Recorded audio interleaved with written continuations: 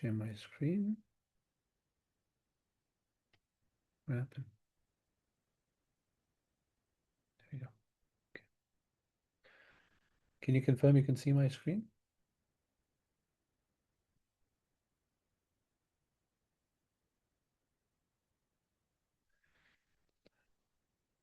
Yeah, okay. All right, so I'll recite invocation mantras before we begin here. Om Jnana Timirandhasya Jnananjana Shalakaya Chakshur Unmilitam Yena Tasmai Shri Gurave Namaha Shri Chaitanya Manobhishtam Stapitam Yena Bhutale Swayam Rupa Kadamahyam Dadati Swapadantikam Vanchakalpatarubhishcha Kripa Sindhubhyev cha Patitanam Pavanebhyo Vaishnavebhyo Namo Namaha Jai Shri Krishna Chaitanya Prabhu Nityananda Shri Advaita Gadadhar Shivasadi Gaur Bhaktavinda Hare Krishna Krishna Krishna Hare Hare Hare Rama Rama Rama Hare Hare. So the intention of this series has been to provide just very basic philosophical foundational messages that upon which one can build further understandings of tattva or further understandings of truth as they're presented in the various Vedic literatures. It's largely based upon the Bhagavad Gita, this journey of self-discovery series. So some of you were there for some, not all of the sessions, but we started with identity crisis, mainly looking at the difference between the self and matter. Who am I? Wonderful question. It's a question I ask myself on a daily basis. And it's an important question to ask and to try to capture the reality of who we really are, because that then explains everything else. If I know who I am, then I know what to do in my life. If I don't know who I am, then very likely I'm not going to be doing something that is necessarily wholesome for myself. Then the second session was about Param Satyam, or the supreme reality. Said another way, it's the topic about God. We talked about three levels of understanding of God, and different yoga processes are targeting those different understandings of God. Then the third week we talked about karma, the karma theory, um, what's good karma, what's bad karma, and whether how we can get out of karma. That was an interesting discussion. Last week we talked about the principles of yoga, meaning what are the various yoga paths that are prescribed in the yogic literature, including the Bhagavad Gita. We covered four yoga paths. Why is yoga necessary? We talked about that. And then the four yoga paths: karma yoga, the yoga of work, detached work; jnana yoga, the yoga of knowledge; ashtanga yoga or dhyana yoga, which is the yoga of the eightfold yoga system of meditation; and then finally the bhakti yoga, the yoga of devotion or the yoga of love. So we covered that last week. What are the principles of yoga? And this week we're going to talk about practical spirituality. One of the top questions that um, persons knowledgeable in the Vedic literature is asked is this question: okay, how do I practically live my life with the teachings of the yoga principles? Like, we live in a world that's kind of crazy, right? Right here. We live in an intense, crazy work environment. We have perhaps in a school environment that's high pressure, lots of things to study, even in the work environment, lots of things to learn and get up to speed with an ever-changing, um, what's the word? Ever-changing landscape of what's important, right? So, how do you bring that sense of inner peace, calmness, and not just being peaceful, but how do you bring ultimately, and we're going to talk about this, how do you bring love into the ordinary things of life? How do you make spirituality practical? So that's what today's discussions are going to be, where the rubber hits the road, really. Okay.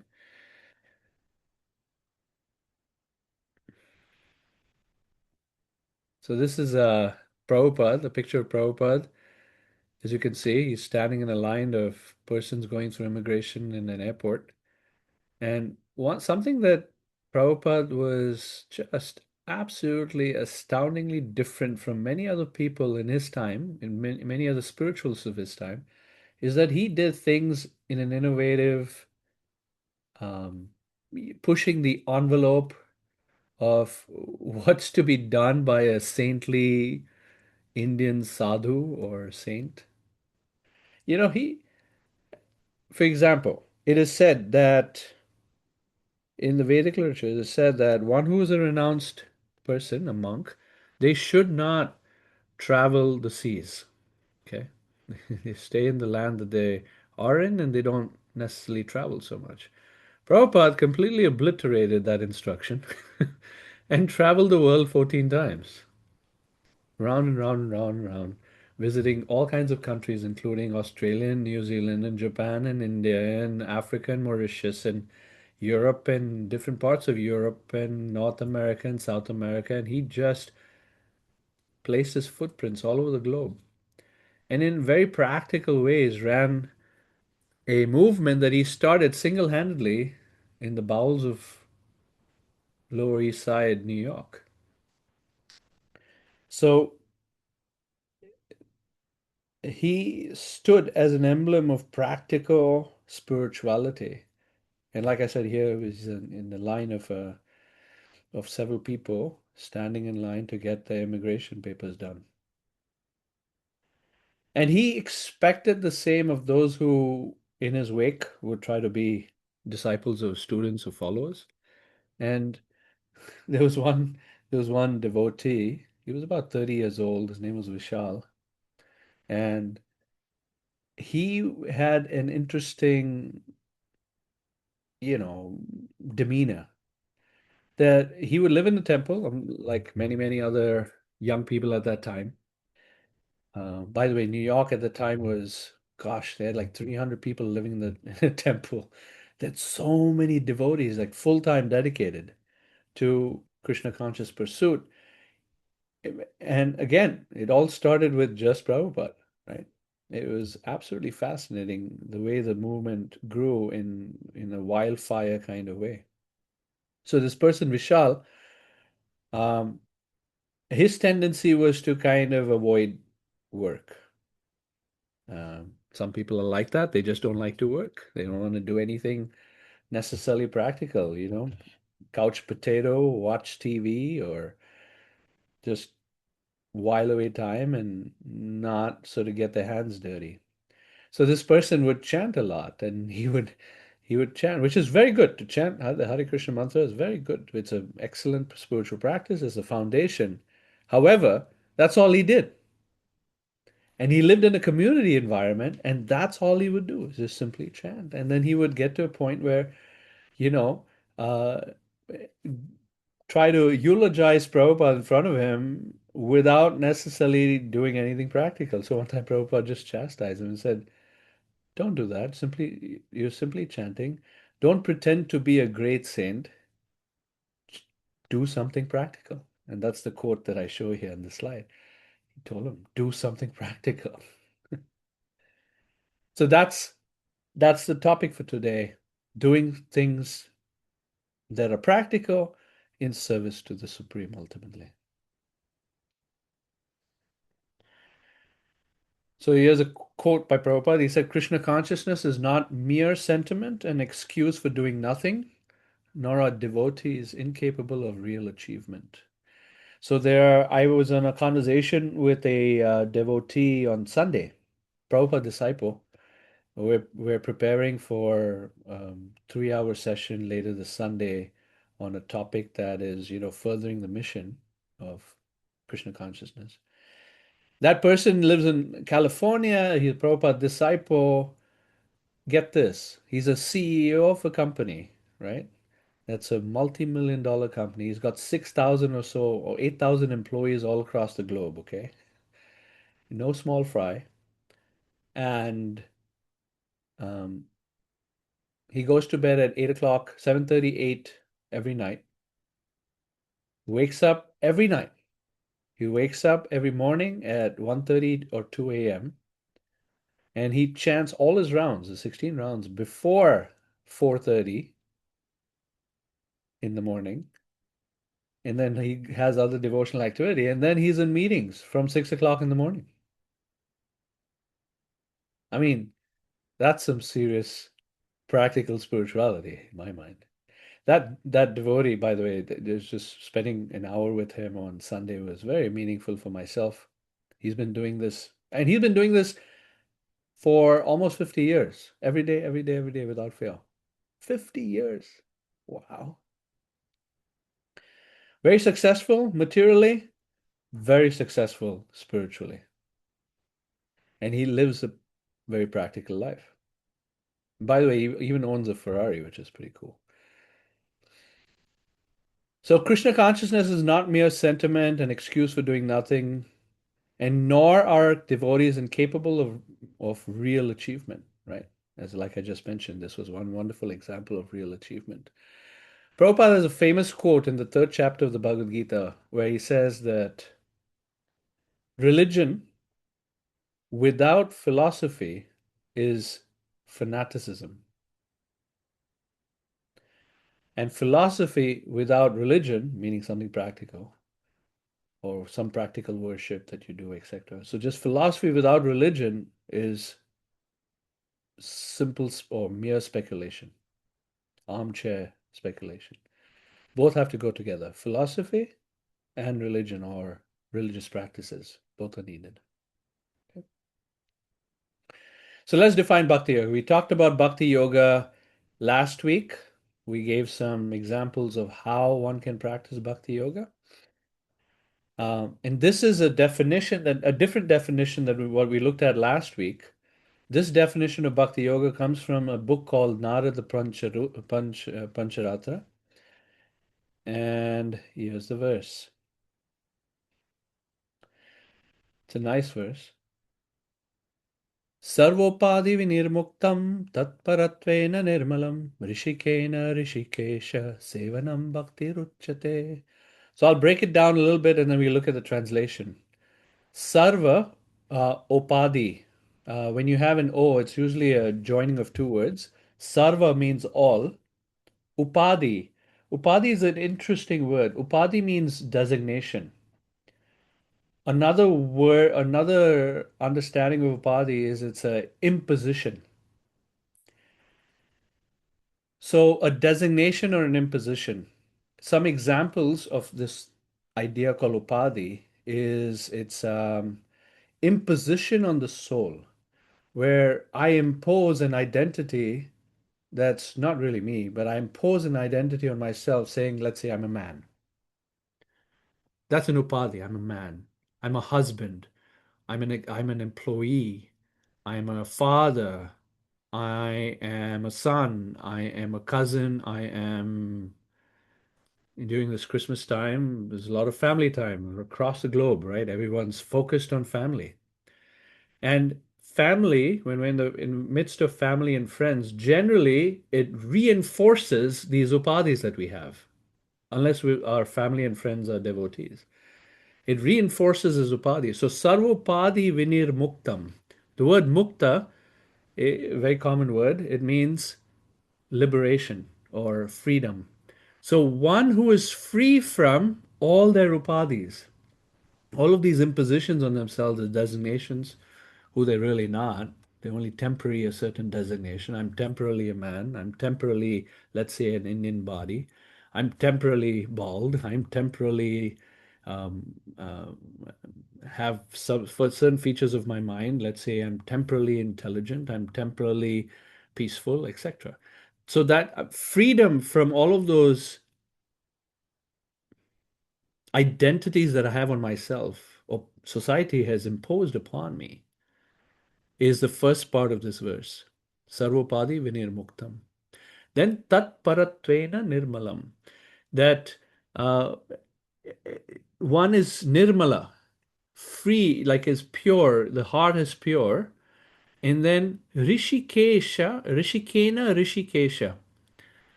Rishika means senses. And Rishikesha means the master of the senses. Isha is a means controller or master. So Rishikesha means master of the senses. Rishikena means with the senses. So with the senses, I am sevanam, serving the master of the senses. Bhakti ruchate. This is called bhakti. So two things, very simple. Number one, when I'm free from my own designations of who I am, that are upadhis or impositions on the self. And two, I use my senses in service to the master of the senses. That is called bhakti. Two things. So here's the translation. Um, let's see, maybe have someone read it. Keshava, would you like to read it? Sure. Bhakti or devotional service means engaging all our senses in the service of the Lord, the Supreme Personality of Godhead, Master of all senses. When the spirit soul renders service unto the Supreme, there are two side effects. One is free from the material designations, and one's senses are purified simply by being employed in the service of the Lord. Yes. So two other things on this slide I want to point out. Number one, on the right, you see a picture. A person of his name is Jayananda. Unfortunately, he died in I think 1976 end or beginning of 77. Very young person, and he died of leukemia, unfortunately. But he was a super practical person. Prabhupada loved him as a disciple. He was working as a taxi driver when he first joined the movement, and he gave all of his money to the movement. And then he joined the temple, and he was super practical. He would always be cleaning, always setting up, doing. Um, Here we see him cleaning, but he would be the king of the Rath Yatra festival. He would build up carts and he would travel from place to place to help devotees set up for the festival and celebrate the festival. So a nice emblem of practical devotional service. The other thing I'd like to point out that bhakti is defined here as devotional service. It's not just devotion. Devotion is a feeling of love. And then there's service, there's practical service to. It's one thing to say I love someone, but if you don't exhibit it by any practical service, then that saying you love someone has no meaning, really, you know. So bhakti is not just devotion or just not just service. It's devotional service, meaning the activity is important and the mood in which the activity is done is also important. Both are important. Makes sense? So this is a story of a bum who walked into. So Prabhupada was giving class one time. This was in San Francisco, I believe. And where the temple was at the time in the early days of the movement, it was hippie land, right? So drug addicts and people having a lot of fun in not so wholesome ways. So there was a bum on the street that walked into the temple while a lecture was going on, and he went straight to the bathroom and he replaced the toilet paper in the bathroom. And uh, Prabhupada said that when the bum walked out of the bathroom, he saw what he did and walked out of. That's all he did. He replaced the toilet paper and he walked out and he walked out of the temple room. And Prabhupada made the statement. He said, that person's spiritual life has begun just by replacing the toilet paper in the bathroom. So if someone even turns one screw in the temple or some way serves Krishna, his life can become perfect. So it's very important to understand the teachings, the philosophy, and it's equally important to apply those teachings in the form of some kind of service. And our service can be of so many different types based on our psychophysical nature. And I'll get to that soon. So, how do we go from having theory of these various interesting concepts to having realization?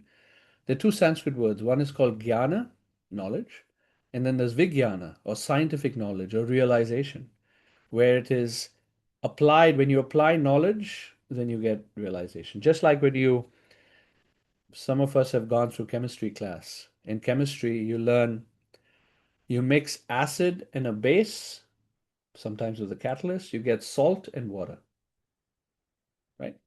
Any acid plus a base, you'll get salt and water. Different acids with different bases give you different kinds of salts and different kind and you generally have always water. So we heard it in chemistry class. And I remember the first time we went to class in the lab, I mean, the chemistry lab, we watched this amazing effervescence of acid mixing with base, and you see the salt getting deposited and then water being, it's just magic, right? It's just like, wow. And then you believe it.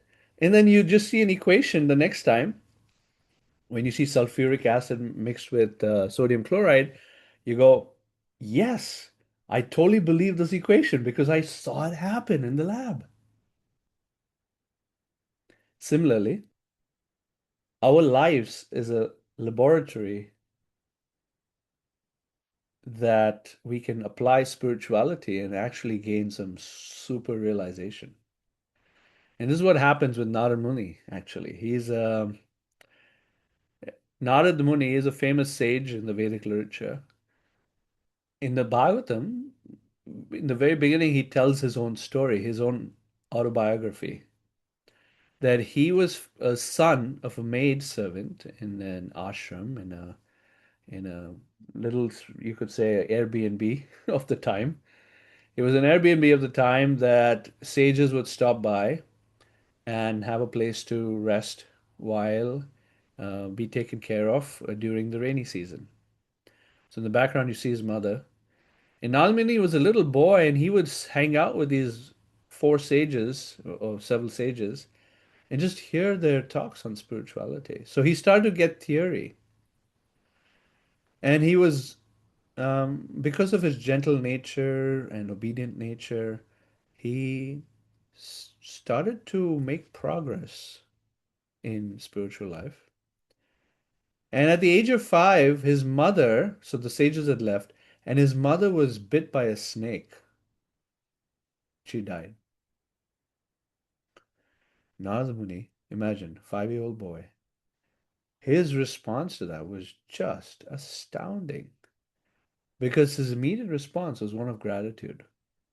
He didn't know necessarily why it happened, but he knew in the heart of hearts that this most devastating loss of his mother, who was his only shelter because he didn't have a dad, had some lesson of life for him. And so he approached it with gratitude. Absolutely fascinating, which shows that he had realization. How do you know someone has spiritual realization? It's not by the knowledge they have. The real test, the litmus test, we'll go back to chemistry. The litmus test of spiritual realization is what does the person do when faced with difficulties? How do they respond? That is the litmus test of true progress. And so when Narad Muni experienced this loss of his mother at the age of 5, and his response was one of gratitude, one can know he was an elevated person. And so we can as we become more knowledgeable, or where our minds and our intelligence is filled with principles of spirituality that we are starting to understand, the real test of whether it has descended into the depths of our heart and become realization, not just at the head level, is how we respond to difficulties. So Narada then became the great sage. On the left, you see him with the veena, the musical stringed instrument by which he um, praises the glories of the Lord. And on the right is the sage Vyasadeva, who, by the way, is the compiler of all of the Vedic literature, all of the Vedas, which is originally 10 to the power 10 or 10 billion verses make up the original Vedas, of which very few are remaining in today's world. But that original um, collection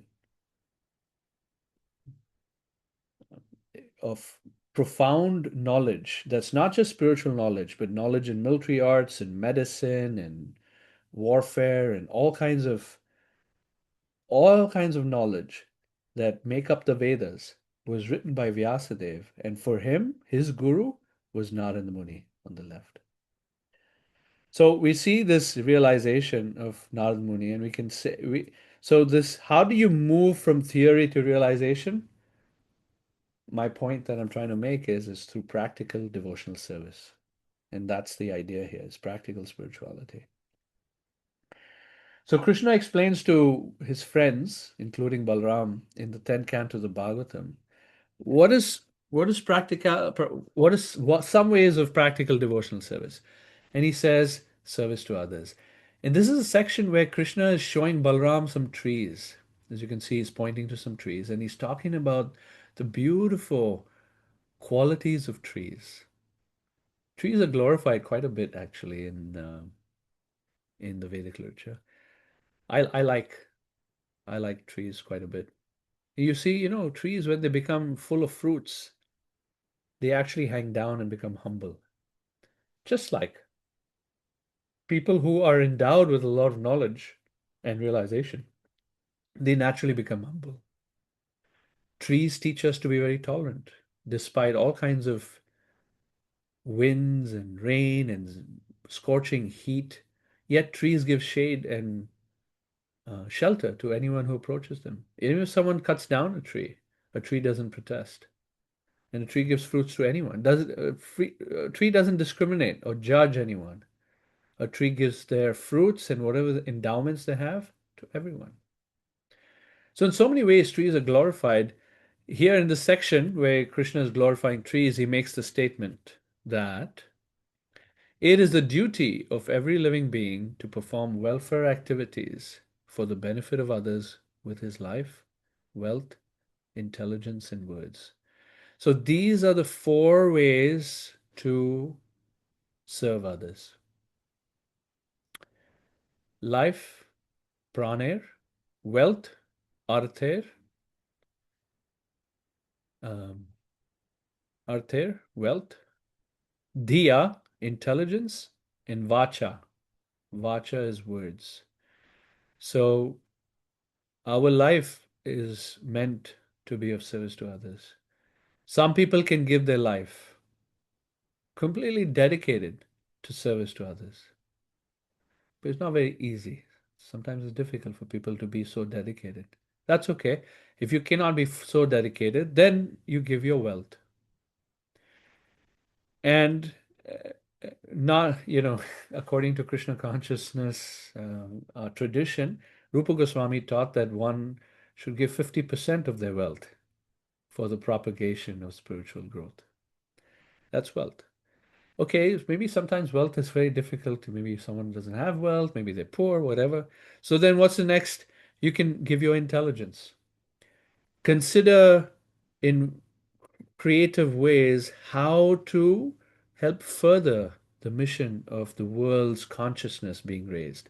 How can I, with our intelligence, managerial intelligence or accounting, finance intelligence or um, preaching intelligence or whatever that intelligence we might have, to use it based on our psychophysical nature, to use it to raise the consciousness of the world. That's what we like to do. We like to make the world a better place than how we found it when we first joined this world, right? That's the nature of a wise person. Wherever they go, they want to leave the place a little better than where than how they found it. The nature of a Brahmana is like that. They'll go to a kitchen, they'll clean the kitchen after they're done, better than how they had first found it. They go to the bathroom, they clean the bathroom, and leaves it in a better state than where it was earlier. So like that, we want to leave the world in a better state than when we first came in. It is a tall mountain to climb to do that, but that is what human life is meant for, is to serve the collective consciousness of the world. Now, if you cannot use your intelligence, that some might say, I don't have intelligent, then okay, at least use your words. At least appreciate Krishna consciousness. Appreciate and appreciate Bhagavad Gita, appreciate spiritual life like that, to use your words and appreciate the devotees.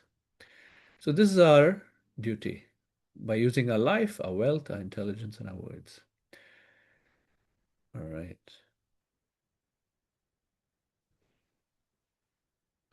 So while we're practically serving the world, having a vibrant inner life where we're going deep within our own self to understand the antakarana, meaning the inner life, the inner world, understanding the faults and understanding the strengths. Generally, when we get an assessment, let's say we get a performance assessment or whatever, it's meant to do that. It's meant to give us some sense of what's our inner life like, because what are our strengths and what are our weaknesses? In what ways does our mind get distracted? It's important to know. To what degree do I have attraction for the Supreme? What is my psychophysical nature? So, a vibrant inner life of introspection is absolutely essential for a progressive spiritualist while they're trying to practically serve. And that's what this image is meant to show, is that progressively we need to get deeper and deeper and deeper into our own being.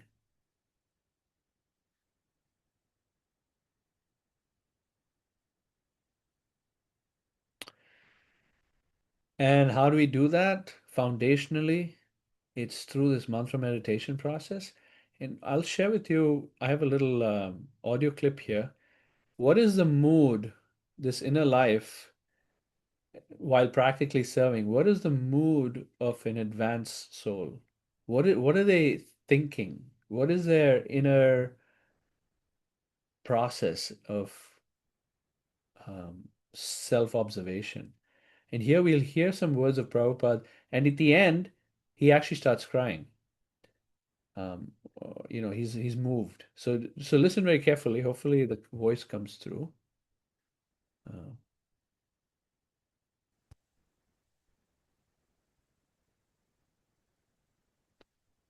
The chanting, by the way, is this prayer. It's a call. When we say Hare Krishna, Krishna Krishna, Hare Hare, it's a request. And here's the prayer. It's my dear Radha, my dear Krishna, my dear female goddess, my dear male god, please engage me in your service. That is what the Hare Krishna mantra means, is to be engaged in service to Radha Krishna. And this is Prabhupada speaking about the mood of a devotee. Jimang bhaktya prajach. Real thing is bhakti. What you can offer to Krishna, everything belongs to Krishna. What you have got, what is your value?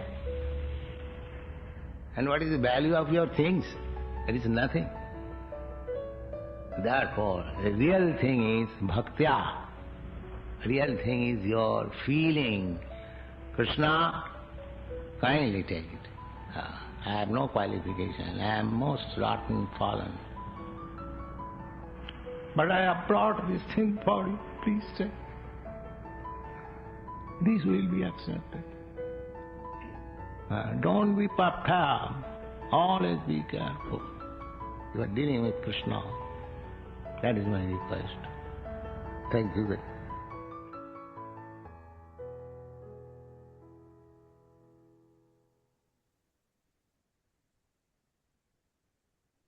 I'll play it again. Please listen carefully. It's really nice. Jimang bhaktya prajach. Real thing is bhakti. What you can offer to Krishna, everything belongs to Krishna. what you have got, what is your value, and what is the value of your things. There is nothing. Therefore, the real thing is bhaktya. Real thing is your feeling. Krishna, kindly take it. I have no qualification. I am most rotten fallen. But I have brought this thing for you. Please take. This will be accepted. Don't be puffed up. Always be careful. You are dealing with Krishna. That is my request. Thank you. Don't be puffed up. Always be careful. You're dealing with Krishna. So, as we engage in practical devotional service to the Supreme, it naturally leads to more attachment and love.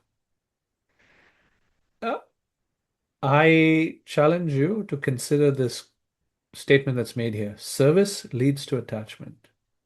The more you serve someone, the more you become attached to them. It's a principle I've personally experienced. I had a friend, his name was Rupa Sanath, and he was much older than me, but at the time he was 60 years old, and he contracted bladder cancer. He went into remission, but then 2 years later it came back, and then it became aggressive. And I had the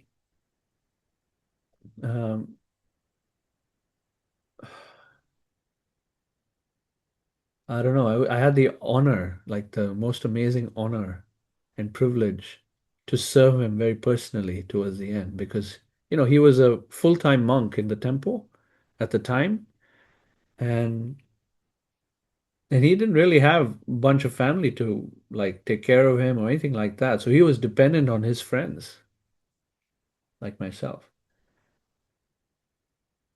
And so I had this opportunity to take care of him and, bathe him and change his clothes. And this was like maybe 15 years ago. And it was such a powerful experience for me. And then it got to a point where he had to go to hospice because the cancer had spread to that degree. And so he was now going to travel from St. Louis to where we were living at the time, from St. Louis to Vrindavan, India, where he was going to leave his body in a hospice situation there. Vrindavan is the land of Krishna. And so I flew with him from St. Louis to Chicago, and then he was going to take a flight from there to India from Chicago. And some other devotees were traveling, so he went with them. And he had a catheter attached to him. He was very unconscious because he was in a lot of drugs. I mean, he was somewhat conscious, but barely conscious. And I remember leaving him at the airport. It was very difficult for me. I was sobbing. And I went to him and I told him that, Prabhu, I'm going to miss you. And through the cloudiness of his medication, whatever the morphine or the pain medication he was taking, he heard what I said and he responded. And his immediate response was, why? And then, I was taken aback. And then the next statement he said was, we have the same best friend.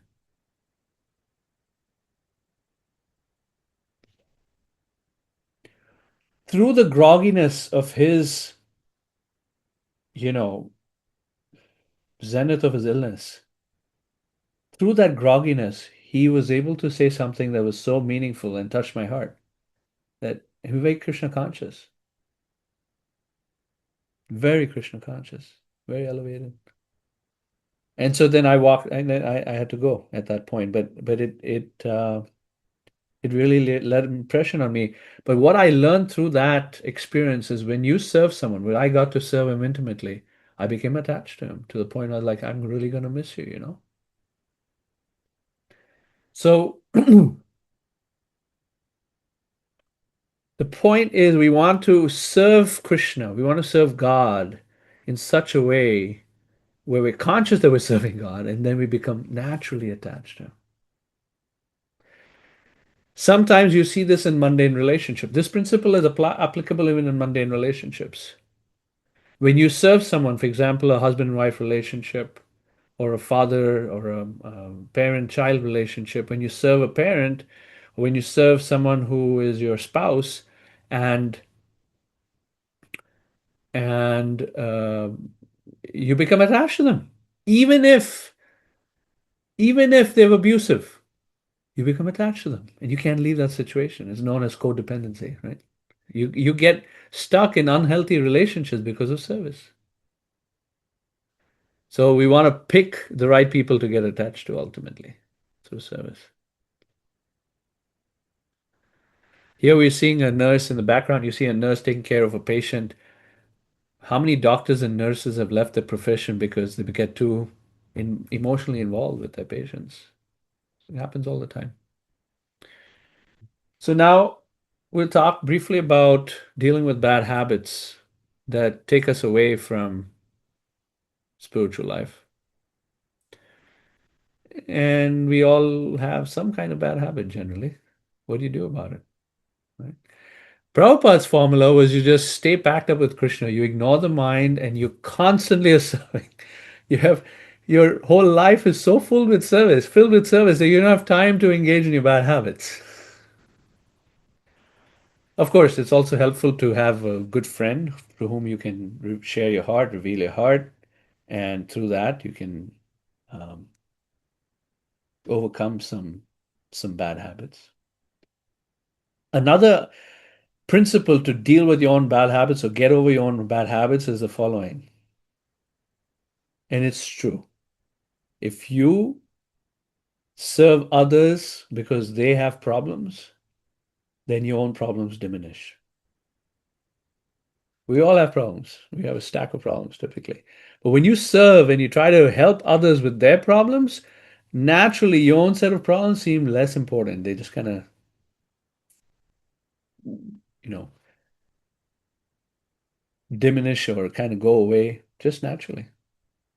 So how to deal with these bad habits of our own is we can serve others, we can reveal our heart, but most importantly is to just stay fully engaged in practical devotional service. That's the focus of this message of this presentation today. Sometimes what are some challenges to serve practically? People might say we have lack of time, or that particular service is not suited for me. It's not my psychophysical nature. Sometimes there's conflict situations that prevent us from serving, etc. These are just challenges that are practical. But it's important to serve despite all these challenges. If we overcome these challenges to still serve, then we're making a statement to the Supreme, I'm serious about you. I really want progress. I really want to be closer to you. So some final messages here is Uddhava. This is from the Uddhava Gita section, which is just like the Bhagavad Gita is a Gita, is Krishna speaking. Uddhava Gita is another section of the Bhagavatam where Krishna is speaking, which takes the Bhagavad Gita messages and puts them on steroids, so to speak. At least my view of it. So Uddhava says, hey, I fear this yoga process that's described by you is very difficult for one who cannot control his mind. By the way, this is the yoga process of the Ashtanga yoga process, eightfold yoga process. So please explain to me in simple terms, how can someone um, easily execute it? How can you do yoga? How can you practically live life? Because I've got stuff to do. I can't just leave my family and because the eightfold yoga processes means you go to the forest and you can see this great sage is doing it for a long time. You live a celibate life. You stay in meditation. You force yourself in meditation. You try to control your mind. You sit with half closed eyes. You live a very simple life. You live on roots and fruits, and it's intense. It's intense. How are you going to do it?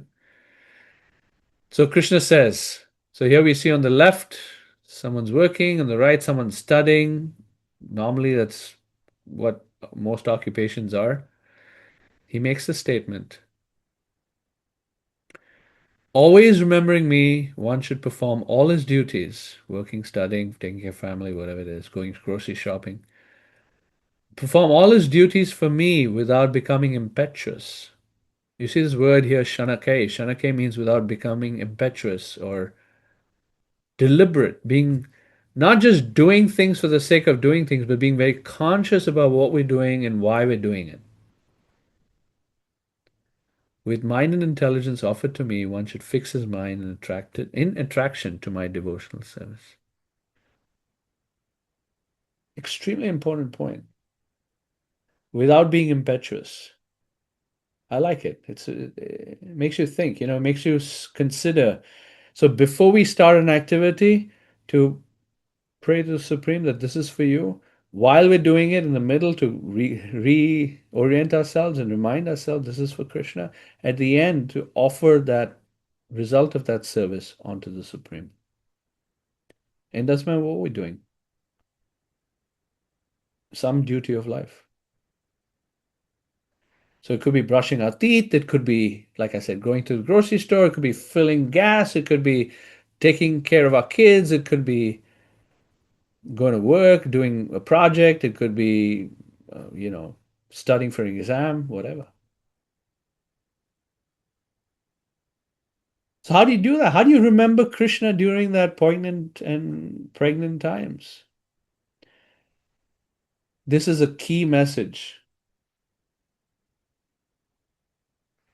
that I'll skip all the other words, but just look at the highlighted piece, which says, if we have a regulated life where in the beginning of our day, bhakti proper, meaning our hearing, studying of scriptures, our chanting, bhakti proper, is practiced in due time, we have a very clear sadhana time, of personal spiritual practice.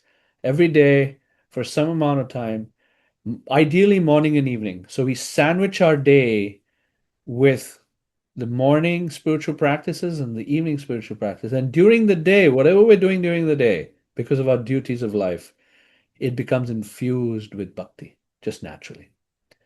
So that's this message that's being said here. How do you do that? We've got to have a sadhana practice of hearing and chanting in the morning and ideally in the evening, which sandwiches our day. Then, if we do that, then the subsidiary devotional activities, like what I mentioned, in one's intercourse with the ungodly people of this world. Many people have asked this question, how do I become Krishna conscious at work? This is a secret. So I think I'm going to skip some of these. Here's another very practical spirituality, is to see the soul in everyone. It doesn't matter who they are. By the way, this is a old sitcom. I don't know if any of you know this. It's called Mind Your Language. It's a British sitcom. I used to love watching it. It's really funny. Um, you can look it up on YouTube. They got some good stuff. So what it is this guy, British teacher in the middle, and he's teaching all kinds of interesting people from different parts of the world who've come to London to learn English. And so they're part of his class, and it's so funny. But to see that whoever the person is, that they are the soul within the body. And so genuine respect is practical spirituality. That's the other thing that Krishna says in this section. With a pure heart, one should see me, the Supreme Soul, within all beings and also within oneself, and to be both unblemished by anything material and also present everywhere, both externally and internally, just like the omnipresent sky. Just like the sky is everywhere, similarly, Krishna is everywhere and within everyone's heart. So if we generally respect everyone, Even the thieves, Krishna says, even the dogs and the dog eaters and the elephants and the wise persons, and to respect everyone. That's practical spirituality. Okay, this is the end. This, by the way, is a picture showing a Rath Yatra festival. There's a lot of work that goes into putting a festival together. Practical spirituality. So I'll pause there and see if there are any comments or questions, and then we'll do a little breakout to do takeaways.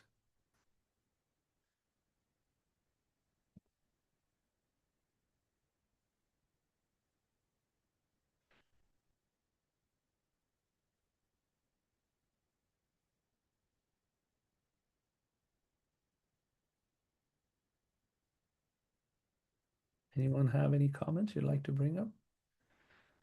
Any reflections? Any of the stuff resonates?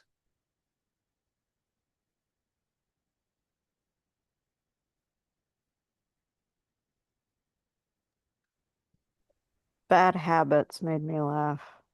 I very Hmm. much get stuck in those. The donut piece specifically, or? No, but the staying up late, Hmm. the things that I know aren't helpful Hmm. in the overall spiritual practice or the what would be good for my spiritual practice. They're hard to break. Do you feel like you got some help there with what was said, or? Um, I keep coming back to really just defining what it is I want. And instead of saying I should Hmm. or I ought to, it's what do I want? And then live in accordance, Hmm. live in a way that helps me achieve those things. Sure.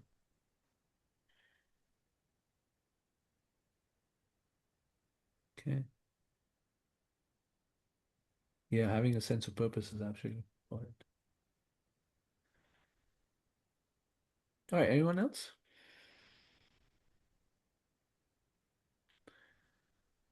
I just appreciate the idea of the sandwich philosophy, trying to engage in some kind of Saturday in the morning and a little bit in the evening, and whatever it's in between, we try to spiritualize it as much as we can. I think that's practical. Hmm. Thank you. Good point. All right, so I'm gonna open up the rooms, breakout rooms. If you can join your breakout rooms and discuss some takeaways for yourself, and then we'll come back and close up shop.